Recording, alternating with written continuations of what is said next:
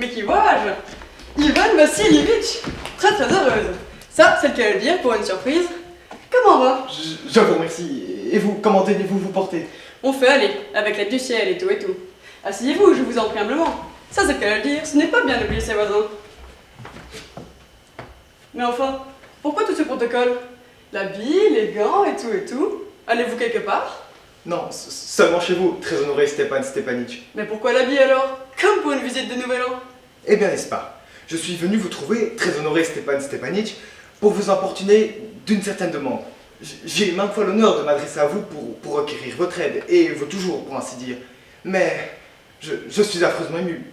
Je boirais bien de l'eau, Stepan Stepanitch. Il vient encore me demander de l'argent. Compte là-dessus. De quoi s'agit-il? Voyez-vous, très honoré Stepan Stepanovitch, pardon, Honoran Stepaninitch, comme vous daignez le constater, je suis affreusement ému. Bref, vous êtes la seule qui puisse me venir en aide, bien que je ne mérite en rien, et n'ai aucun droit de compter sur votre aide. Oh, mais n'en faites pas les tartines comme ça. Sortez-le ça d'un coup. Alors? Tout de suite, à la seconde. Le fait est que je suis venu demander la main de votre fille, Natalia Stepanovna. Ivan Vassilievitch? Redites-moi ça encore, j'ai cru mal entendre. J'ai l'honneur de demander... Je suis si heureuse! Je désirais depuis longtemps. Ça a toujours été mon plus cher désir.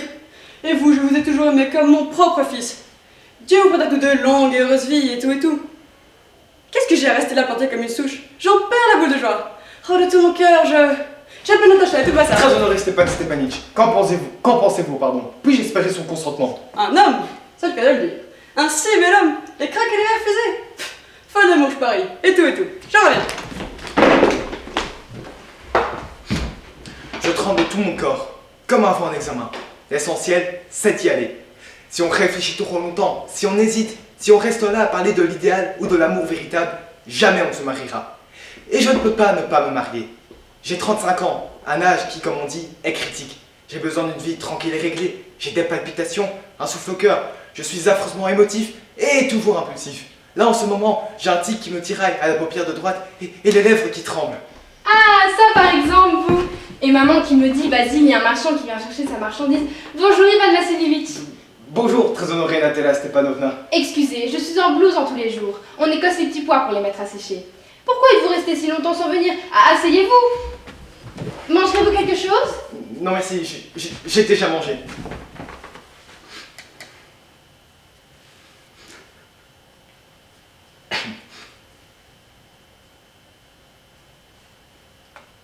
Un temps magnifique. Et hier, il pleuvait si fort que les ouvriers n'ont rien fait de la journée. Combien avez-vous fauché? Moi, figurez-vous, j'ai voulu aller plus vite que la musique, j'ai fauché tout près. Mais maintenant, je m'en mords les doigts. J'ai peur que mon foin ne pourrisse. J'aurais mieux fait d'attendre. Mais que se passe-t-il? On dirait que vous êtes en habit. Voilà du nouveau. Vous allez au bal ou quoi? Remarquez, ça vous met en valeur. Mais comment à quatre épingles comme ça? Voyez-vous, très honorée Natalia Stepanovna, le fait est que je me suis décidé de vous prier de m'entendre. Bien que vous serez étonné, et même fâché, mais je... De quoi s'agit-il? Eh bien? Je m'efforcerai d'être bref.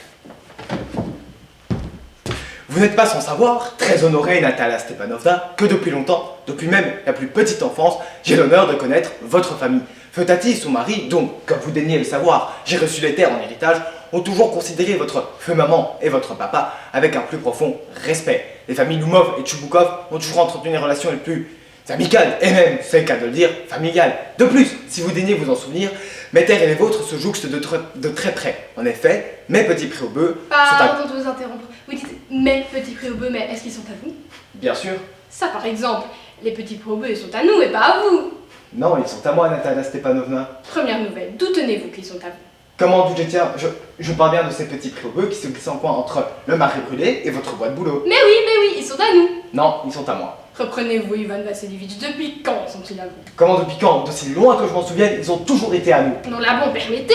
C'est mis dans les papiers, Natalia Stepanovna. Les petits préaubeux ont été objets de litige autrefois. C'est vrai, et je vous l'accorde. Mais maintenant, n'est-ce pas? Tout le monde le sait qu'ils sont à moi. La grand-maman de Tati avait concédé à titre gracieux et sans bail la jouissance des petits préaubeux aux paysans du grand-papa de votre papa, parce qu'il fabriquait des briques. Les paysans du grand-papa de votre papa ont joui pendant une quarantaine d'années de ces petits préaubeux, à tel point qu'ils ont fini par les considérer comme étant à eux. Puis, lorsqu'ils... Mais ce n'est pas du tout comme vous le dites. Grand-papa et le papa de grand-papa disaient que leur terre allait jusqu'au marais brûlé. Donc que les petits préaubeux étaient à nous. Où est le problème? Je comprends pas, ça n'est exaspérant. Je vous montrerai les papiers, Natalia Stepanovna. Non mais vous plaisantez tout simplement, vous vous moquez de moi. Ça pour une surprise. Nous possédons une terre depuis bientôt 300 ans, et de but en blanc, on vient nous dire que cette terre n'est pas à nous. Pardonnez-moi, mais je n'en crois pas mes oreilles. Ce n'est pas que j'y tienne à ces petits prés, mais c'est l'injustice qui me révolte. Dites ce que vous voulez, mais l'injustice, moi, je ne supporte pas. Écoutez-moi, je vous en supplie.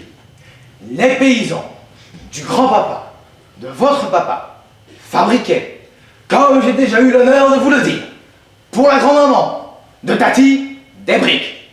La grand-maman de Tati. La grand-maman, le grand-papa, la Tati, je n'y comprends rien, rien du tout. Les petits prés aux bœufs sont à nous, point. Ils sont à moi. Ils sont à nous. Vous aurez beau rester me le démontrer 2 jours d'affilée.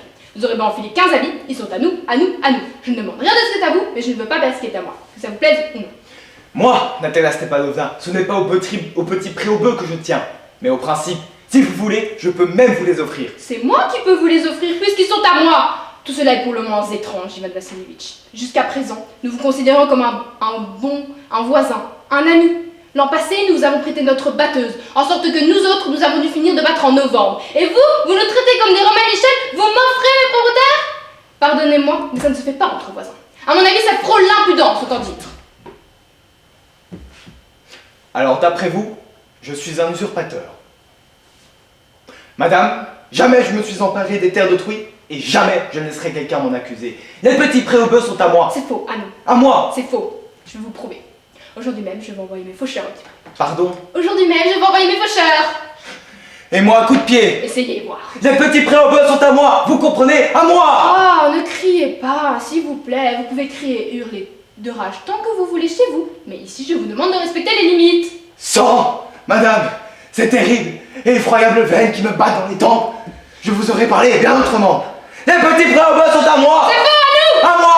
À moi. Qu'est-ce qui se passe? Qu'est-ce que c'est que ces cris? Maman, explique s'il te plaît à ce monsieur à qui appartiennent les petits prés au bœuf. À nous ou à lui? Mon poulet, ces petits prés sont à nous. Mais voyons, Stepan Stepanich, vous au moins, soyez raisonnable. La grand-maman de Tati avait concédé, à titre gracieux et sans bail, la jouissance des petits prés au bœuf aux paysans de votre grand-papa, parce que lui fabriquait des briques. Les paysans de votre grand-papa ont joui pendant une quarantaine d'années de ces petits prés au bœuf, à tel point qu'ils ont fini par les considérer comme étant à eux. Puis, lorsqu'il a l'élection... Permettez?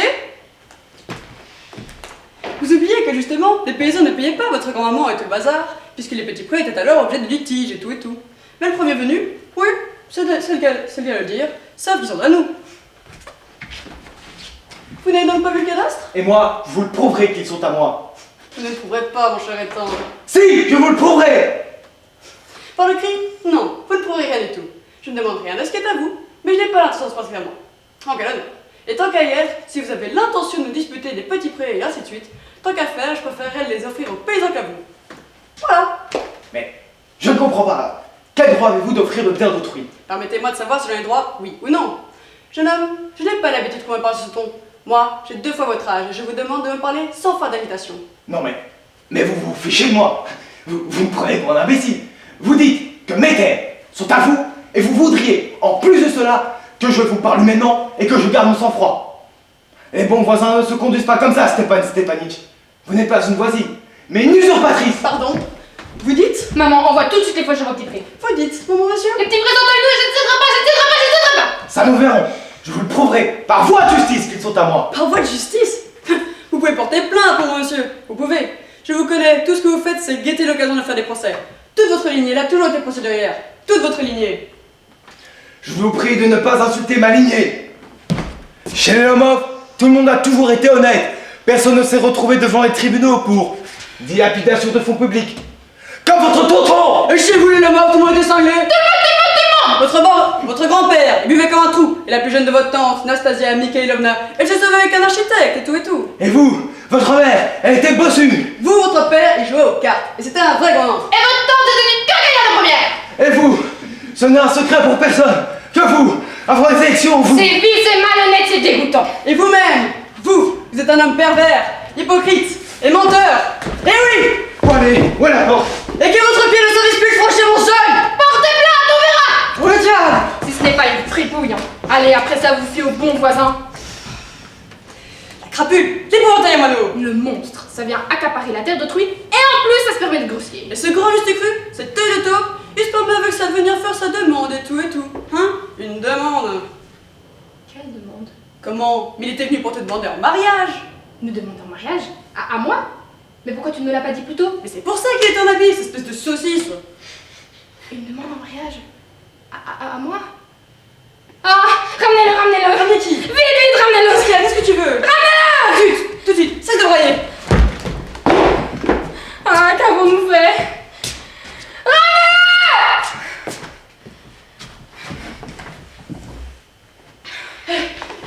Il arrive et tout. Que le diable l'embroche. Ouf, parlez-toi. Moi, c'est le cas de dire, j'ai pas l'intention. Il arrive, on te dit, Seigneur Jésus, quel Dieu m'est d'avoir une fille à marier. On insulte un homme, on le traîne dans la boue, on le met à la porte, et tout ça, c'est toi. Toi. Non, toi. Et en plus, ça retombe dessus. Bon, parlez toi-même, hein. Des palpitations effroyables. Pardonnez-moi, nous nous sommes échauffés, Ivan Vassilievitch. Maintenant, ça me revient. Les petits prix au bœuf, en fait, ils sont à vous. Le cœur qui bat, c'est effroyable. Ils sont à moi, les petits préaubeux. Ah, le type qui me dira les deux paupières maintenant. Ils sont à vous, les petits prix au bœuf. À vous. Asseyez-vous. Nous avions tort. Moi, c'est le principe. Ce n'est pas aux terres que je tiens au principe. Parfaitement. Au principe. Parlons d'autre chose, si vous voulez bien. D'autant que j'ai les preuves. Allons, allons, n'en parlons plus. Je sais pas par où commencer. Pensez-vous bien aller à la chasse? La chasse à la bécasse, très honorée Natalia Stepanovna. Je compte y aller après la moisson. Ah, vous avez su, figurez-vous, ce malheur qui m'arrive, mon Miro, que vous daignez connaître, s'est mis à boiter. Quelle pitié, comment se fait-il? Je ne sais pas, une luxation ou d'autres chiens qui l'auront mordu. Un chien sans égal, et je parle même pas d'argent. Je le fais payer 125 roubles à Mironov. C'était beaucoup trop cher, Ivan Vassilievitch. Mais non, à mon avis, c'était donné. Maman a payé son pharaon 85 roubles. Et notre pharaon, il est beaucoup mieux que votre Miro.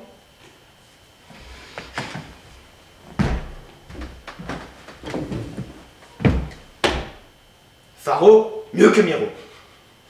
Allons donc. Pharaon, mieux que Miro. Bien sûr qu'il est mieux. Pharaon, c'est vrai, il est jeune et il n'est pas tout à fait débourré. Et pour la lune et pour l'allure, il n'y a pas mieux, même chez votre Chanieski. Permettez, Natalia Stepanovna, mais vous semblez oublier qu'il est bégu. Et qu'un chien bégu a toujours du mal à prendre. Bégu. Première nouvelle. Je vous assure, il a la mâchoire inférieure plus courte que la mâchoire supérieure. Parce que vous avez mesuré? J'ai mesuré. Pour la traque, il peut encore aller, bien sûr. Mais pour la prise, je doute. D'abord, notre pharaon, c'est un chien de race. Et votre bringue moucheté à vous, on ne sait même pas savoir sa race. En plus de ça, il est vieux et moche comme une vieille rosse. Il est vieux, certes, mais allons quoi, je le donnerai pas pour 5 de vos pharaons. Ah, Miro, c'est un chien. Alors que Pharaon, c'est même ridicule d'en discuter. Vous êtes saisi aujourd'hui, Ivan Vassilievitch, d'une espèce de démon de la contradiction. Tantôt, vous allez inventer que les petits prix au bœuf sont à vous. Tantôt, c'est Miro qui est mieux que Pharaon. Pharaon, je n'aime pas ça, moi, que les gens disent le contraire de ce qu'ils pensent. Vous savez parfaitement que notre Pharaon est 100 fois mieux que cet abruti de Miro. Pourquoi dire le contraire? Je vois, Natalia Stepanovna, que soit vous me prenez pour un imbécile, soit pour un aveugle. Mais comprenez que ça vous plaise ou non, votre Pharaon, il est bégu. Ce n'est pas vrai. Il est bégu. Ce n'est pas vrai! Qu'est-ce qui vous prend de crier, madame? Et vous, qu'est-ce qui vous prend de raconter n'importe quoi? Mais c'est révoltant! Votre Miro là, il est bon à battre. Et vous venez le comparer avec notre Pharaon? Permettez, je ne peux pas poursuivre cette discussion. J'ai des palpitations. C'est une chose que j'ai remarquée. Les chasseurs qui déblatèrent le plus sont ceux qui s'entendent le moins. Madame, je vous le demande, taisez-vous. J'ai le cœur qui éclate. Taisez-vous. Je ne me tairai pas en tant que vous n'aurez pas admis que notre Pharaon est 100 fois mieux que votre Miro. Il est 100 fois pire qu'il crève, votre Pharaon. Les yeux, les épaules, les temps. Votre Miro là, c'est même pas la peine qu'il crève. Parce que sans ça, il est déjà crevé. Taisez-vous. Je fais un infarctus. Je ne le tairai pas. Qu'est-ce qu'il y a encore? Maman, dis-le franchement, en toute conscience. Lequel est mieux comme chien? Notre Pharaon ou son Miro? Stepanitch, je vous demande juste une chose. Votre Pharaon, il est bégu, oui ou non? Oui ou non? Et quand bien même, quelle importance. De toute façon, dans tout le district, il n'y a pas meilleur chien. Mais, mon Miro, il est mieux, non? En conscience. Ne vous mettez pas dans ces états-là, vous tout précieux. Permettez, votre Miro, c'est le cas de le dire, il a ses qualités positives. Il est de pure race, il a jarret solide, il est musclé, et tout le bazar. Mais ce chien, si vous voulez le savoir, il a 2 défauts majeurs. Il est vieux et il est court de nez. Permettez, j'ai des palpitations. Prenons les faits. Si vous daignez vous en souvenir, dans les pâtis à Mergouska, mon Miro allait de front avec le grimaud du comte, alors que votre Faro, il avait une bonne verse de retard. Il était en retard parce que le piqueur du comte lui avait donné un coup de fouet. Et pas volé. Voilà tous les chiens qui coursent le renard, et voilà le Faro qui course un mouton. Ce n'est pas vrai! Je vous le demande, laissons cette discussion. Il l'a frappé parce que tout le monde était jaloux. Rien que de le voir, ce chien. Et oui, monsieur, tous ils le détestent. Et vous non plus, monsieur, vous n'êtes pas blanc comme neige. À peine remarquez-vous qu'un chien est mieux que votre Miro, qu'aussitôt faut-il que vous mettiez, n'est-ce pas, voilà, tout ça. Je me souviens de tout, moi. Moi aussi, je me souviens. Et moi aussi, je me souviens. Et de quoi, vous vous souvenez? Des palpitations. Des palpitations. Vous parlez d'un chasseur. Vous, tout ce que vous savez faire, c'est rester bien au chaud dans la cuisine à chasser la blatte, pas courir le renard. Des palpitations. C'est vrai, vous parlez d'un chasseur. Avec vos palpitations, vous ferez mieux de rester chez vous que de vous trimballer sur une selle. Laissons cette discussion. Vous n'êtes absolument pas un chasseur. Et vous, si vous allez à la chasse, c'est juste pour bien vous faire voir du compte et pour intriguer. Le cœur, vous êtes une intrigante. Silence! Intrigante. Claudio! Blanc-bec! Viora. Tais-toi! Ça y est, ça y est, ça y est. Le cœur qui est éclaté. L'épaule qui se détache. Je meurs. Un docteur. De l'air.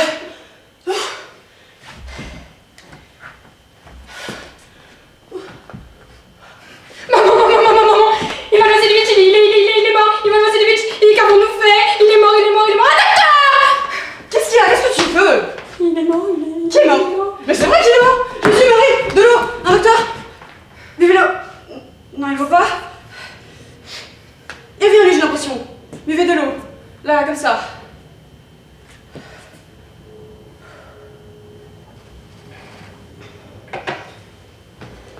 Du brouillard. Des étincelles. Mais où suis-je? Mariez-vous vite. Et que le diable vous importe. Elle consent. Je vous bénis et tout. Seulement, fichez-moi la paix. Quoi? Qui ça? Elle consent. Alors, embrassez-vous. Et luttez son diable. Oui, je consens. Embrassez-vous. Qui ça? Permettez? Enchanté? De quoi s'agit-il? Le brouillard, les étincelles, les yeux.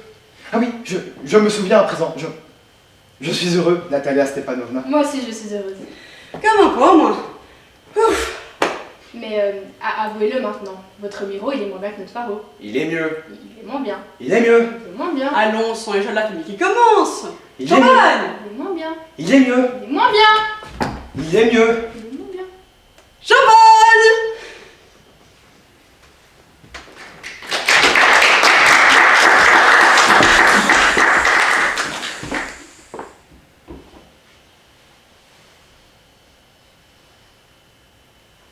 C'est pas bien, madame, vous vous tuez, un point c'est tout.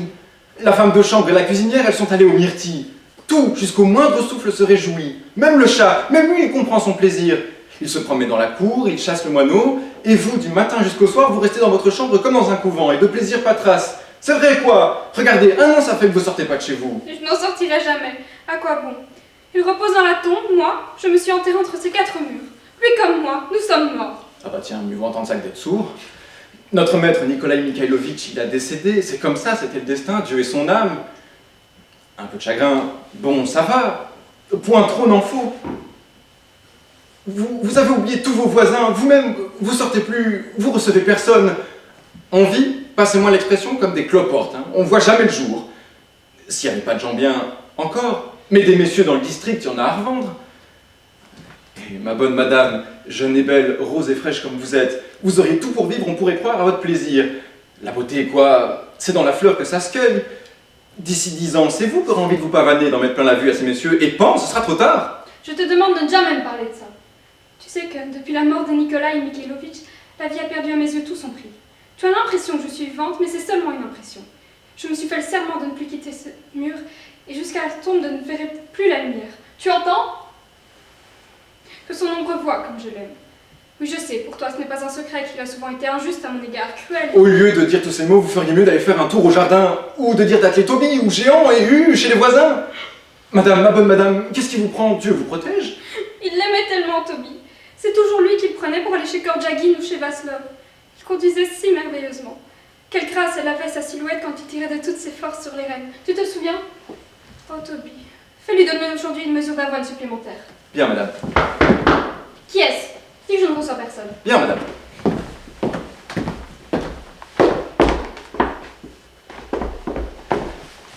Madame, il y a quelqu'un là-bas qui vous demande. Il veut vous voir. Mais tu as bien dit que depuis la mort de mon mari, je ne recevais personne. J'y ai dit, mais il ne m'écoute même pas. Il dit que c'est pour une affaire très très urgente. Je ne reçois pas. J'y ai dit, mais c'est un homme des bois, il dit des gros mots, tout comme... il fonce dans la maison, il est déjà dans la cuisine. C'est bon, fais l'entrée. Quel frustre. Ce qu'ils sont odieux, ces gens. De quel droit auraient-ils troublé mon repos? Qu'est-ce qu'ils attendent de moi? Non, vraiment, je le vois bien. Il faudra que je me tire dans un couvent. Oui, dans un couvent. Abruti! Ça répond en plus! Tête d'âne, là! Ouais. Madame, j'ai l'honneur de me présenter. Grigory Stepanovitch Smirnov, lieutenant d'artillerie en retraite et propriétaire terrien. Je suis contraint de vous déranger pour une affaire de la dernière importance. Que puis-je pour vous? Feu, votre mari, que j'ai eu l'honneur de connaître, est resté me devoir 2 traites. C'est-à-dire au total 1200 roubles. Et comme demain, je dois verser les intérêts au crédit rural, je vous demanderai, madame, de me payer cet argent aujourd'hui même. 1200? Et pourquoi mon mari a-t-il fait cette dette? Il prenait son avoine chez moi. Luca! N'oublie pas, j'ai dit de faire donner aujourd'hui à Toby une mesure d'avoine supplémentaire. Si Nikolai Mikhailovitch est resté vous devoir de l'argent, il va de soi que je payerai. Mais pardonnez-moi, je vous en prie, aujourd'hui je n'ai pas d'argent disponible. Après-demain, mon intendant va rentrer de la ville et je lui ordonnerai de vous verser ce qui vous est dû. Mais pour l'instant, je ne peux pas accéder à votre désir.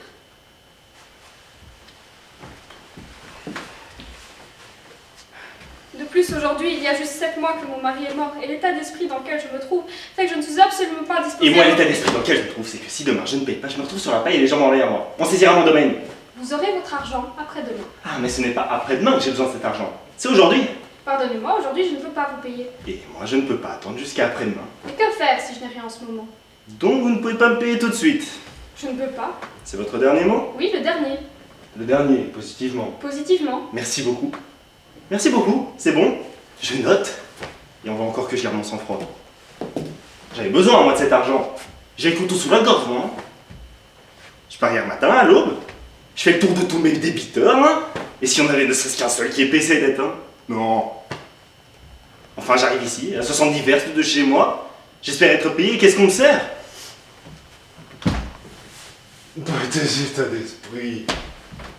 Et on veut encore que je garde mon calme.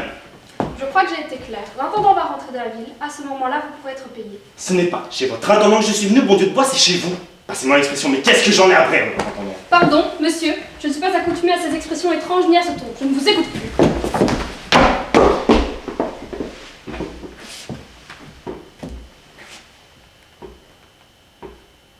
Dites-moi un peu. Mes intérêts, il faut que je les paye ou non? Je vous le demande. Et s'il faut que je les paye, mes intérêts ou non? Bon. Mes créanciers, qu'est-ce que vous voulez que je leur fasse, moi? Que je leur échappe au monde golfière ou quoi? J'arrive chez Goustev. Bon, il est pas là. Yarachovitch, il s'est caché. Avec Kouristine, on s'est fâché tellement fort, tout je sais pas, balancé par la fenêtre. Mazoutov, il a sa colérine. Et elle, voilà, pas une de ces fripouilles qui me paye. Et tout ça. Tout ça parce que je suis trop bon avec eux. Je suis une nouille. Mais attendez, vous allez voir de quel bois je me chauffe. Je reste ici, je ne bouge pas tant qu'elle ne m'aura pas payé.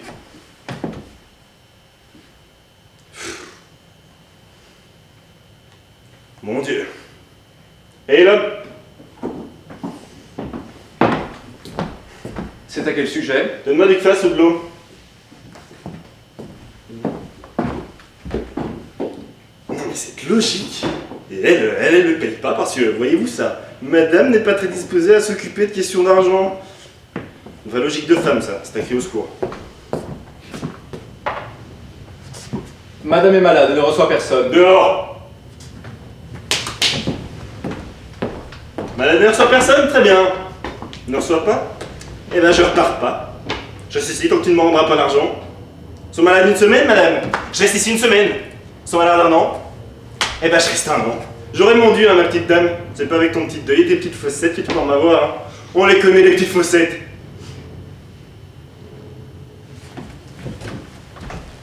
Semyon! Détel, on n'est pas prêt de partir, je reste ici.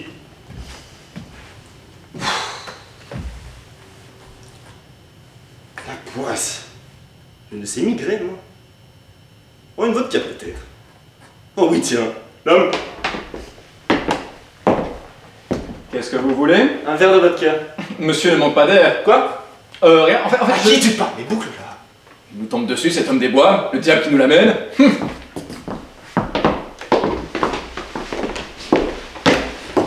Monsieur, dans ma solitude, j'ai depuis longtemps oublié la voix humaine et je ne supporte pas les cris. Je vous le demande instamment, veuillez ne pas troubler mon repos. Donnez-moi mon argent et je partirai. Ce n'est pas en chinois que je vous l'ai dit. Je n'ai pas d'argent disponible en ce moment. Attendez jusqu'à après-demain. Et moi non plus, ce n'est pas en chinois et j'ai l'honneur de vous le dire. Cet argent, je n'en ai pas besoin. Après-demain, mais aujourd'hui. Mais que voulez-vous que je fasse si je n'ai rien en ce moment? C'est étrange, ça. Donc vous ne pouvez pas me payer tout de suite. Je ne peux pas. En ce cas, je reste ici et je ne bouge pas tant que vous ne m'aurez pas payé. Payez-moi après-demain? Mais très bien, très bien. Je reste ici comme ça, jusqu'à après-demain. Comme ça que je reste. Monsieur, je vous demande de ne pas crier. Vous n'êtes pas dans une écurie. Ah mais c'est pas d'écurie que je vous parle. Vous ne savez pas vous tenir dans une société féminine. Si madame, je sais me tenir dans une société féminine. Non, vous ne le savez pas. Vous êtes un homme grossier, mal éduqué. Les honnêtes gens ne parlent pas comme ça aux femmes. Ah, voilà qui est étonnant. Et comment voulez-vous que je vous parle? En faisant des manières peut-être. Madame, je vous prie, comme je suis heureux que vous ne me payez pas mon argent. Oh mais quel temps magnifique aujourd'hui. Pardon de vous avoir dérangé. Et ce grand deuil, mais madame, mais comme il vous sied. C'est stupide et grossier. C'est stupide et grossier. Je ne sais pas me tenir dans une société féminine. Madame, dans ma vie, j'ai vu bien plus de femmes que vous n'avez vu de moineaux. Les femmes m'ont valu 3 duels.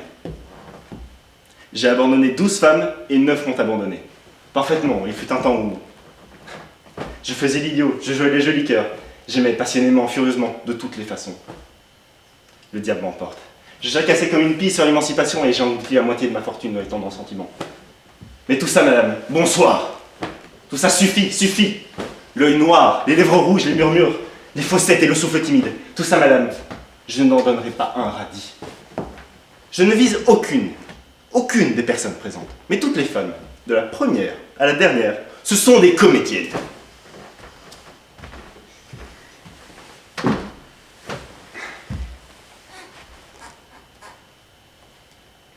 Vous qui avez le malheur d'être une femme, dites-moi en conscience, avez-vous déjà vu de votre vie une femme qui soit sincère, constante et fidèle?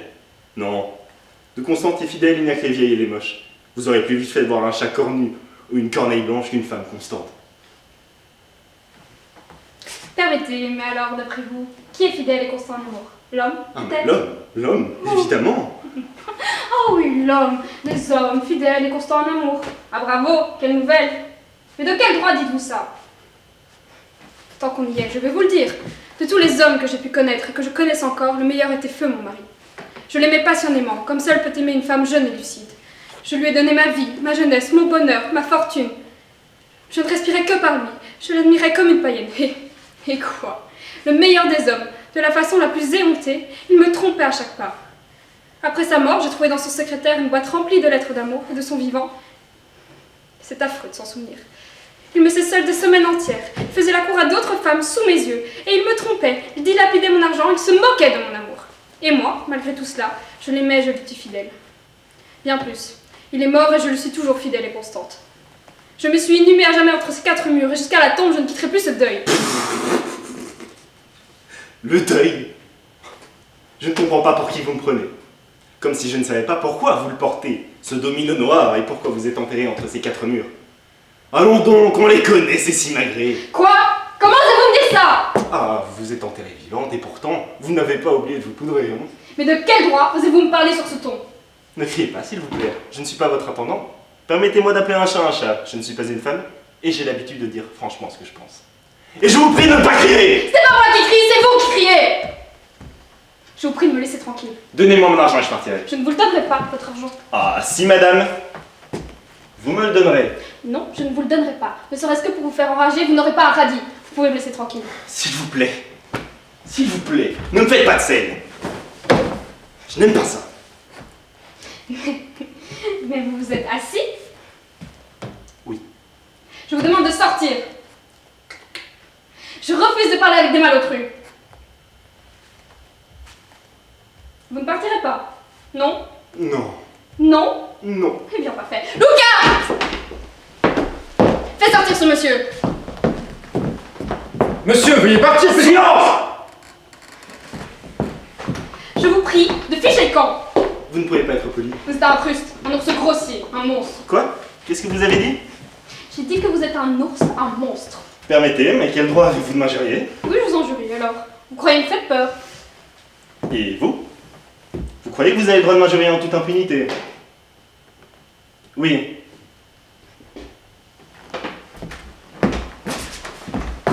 Je vous provoque en duel.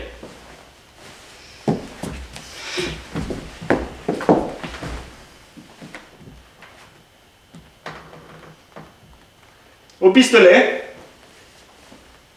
Avec vos gros poings et votre coup de taureau. Vous croyez me faire peur, hein? Le duel. Je ne permettrai à personne de m'injurier. Vous êtes un ours, un ours, un ours! Il est temps à la fin d'abandonner le préjugé qui veut qu'il n'y ait que l'homme qui soit obligé de s'excuser pour l'injure. On veut l'égalité. Soyons égaux. Que le diable m'emporte. Un duel. Vous voulez un duel? À votre aise. Séance tenante. Séance tenante. J'ai des pistolets qu'il me reste de mon mari. Je m'en vais les chercher tout de suite.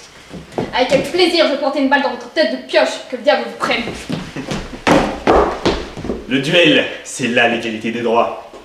L'émancipation. Là, les deux sexes sont égaux. Je vais tirer par principe. Que le diable m'emporte. N'empêche, hein. Toute rouge, les yeux qui brillent. Ah ouais, je vais le gant. Une parole. Première fois de ma vie que j'en vois une comme ça. Ça, c'est une femme. Une femme comme je les comprends. Une vraie. Du feu, de la poudre, une fusée. Bah, c'est même dommage de la tuer. Attendez. Elle me plaît. Elle me plaît positivement, mais des fossettes, mais elle me plaît. Oh, démarrage à passer. Je suis même prêt à oublier sa dette. Oh, une femme étonnante. Les voilà, les pistolets. Mais avant de nous battre, je vous prie de me montrer comment ça marche. Je n'ai jamais tenu un pistolet de ma vie. Voyez-vous, il existe plusieurs sortes de pistolets. Il y a tout d'abord ceux spéciaux pour les duels, les Mortimer à capsule. Ceux que vous avez vus sont des revolvers système Smith & Wesson, à 3 coups avec extracteur et percuteur central.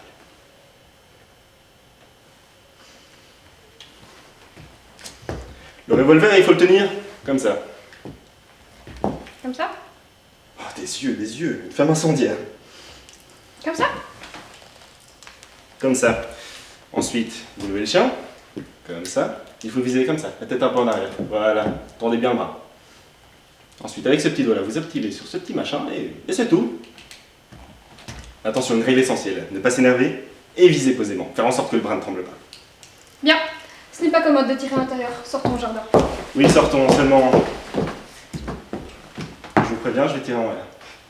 Et il ne manquait plus que ça. Et pourquoi? Parce que ça me regarde, pourquoi?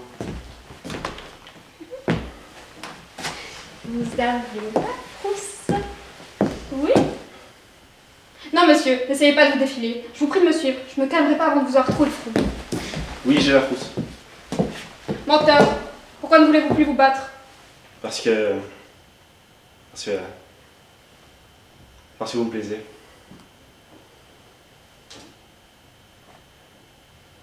Lucas? Va leur dire là-bas à l'écurie qu'on ne donne pas d'avoine supplémentaire à Toby aujourd'hui.